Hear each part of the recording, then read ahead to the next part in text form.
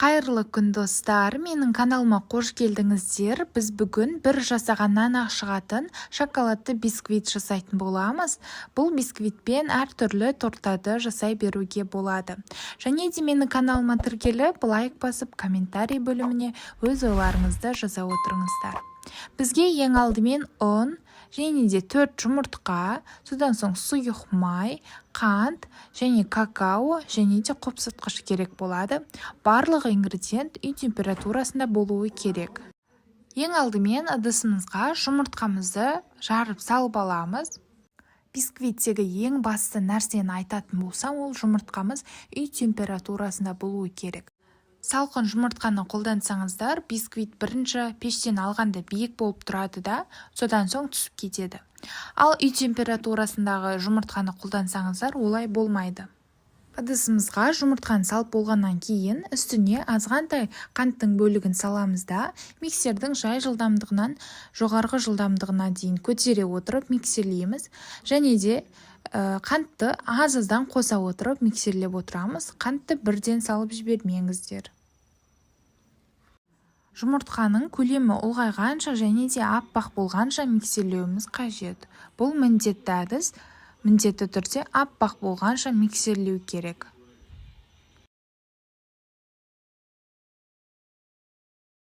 Міне осылай біздің жұмыртқалы массамыз ағаруы керек. Осылай ағарғаннан соң үстіне сұйық майды құямыз да, тағы да кішкене ғана миксерлеп жіберетін боламыз.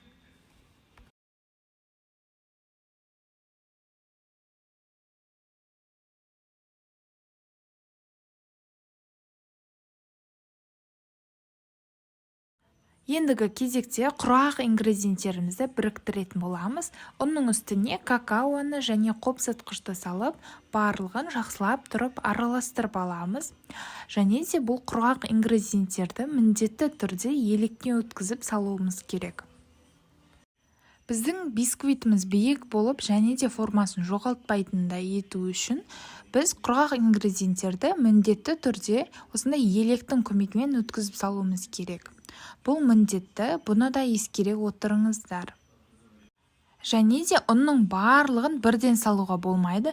Міндетті түрде 3 немесе 4 бөлікке бөліп салатын боламыз. Және де аз ғана уақыт тез-тез миксерлеп жіберетін боламыз. Міне біздің шоколадты қамырымыз осылайша дайындалады. Бір келкі болуы керек. Ұнның ұнтақтары ішінде түйіртектері қалып кетпес үшін осындай күрекшенің көмегімен тексеріп аламыз. Және де 20 диаметрлік форманың ішіне құятын боламыз. Міндетті түрде қызып тұрған пеште 170 градуста 45-50 минуттай пісіретін боламыз. Піскенін тексеру үшін біз міндетті түрде осындай ағаш шпажканың көмегімен тексеретін боламыз. Егер де құрғақ болса, пісті деген сөз. Және де бисквитіміз суығаннан соң шетін осындай пышақтың көмегімен абайлап алып шығатын боламыз. Және де сыртындағы формасынан босатамыз. Бисквитті өте жоғары градуста пісірмеңіздер. Олай пісіретін болсаңыздар, беті күйіп кетеді және де іші піспей қалуы мүмкін.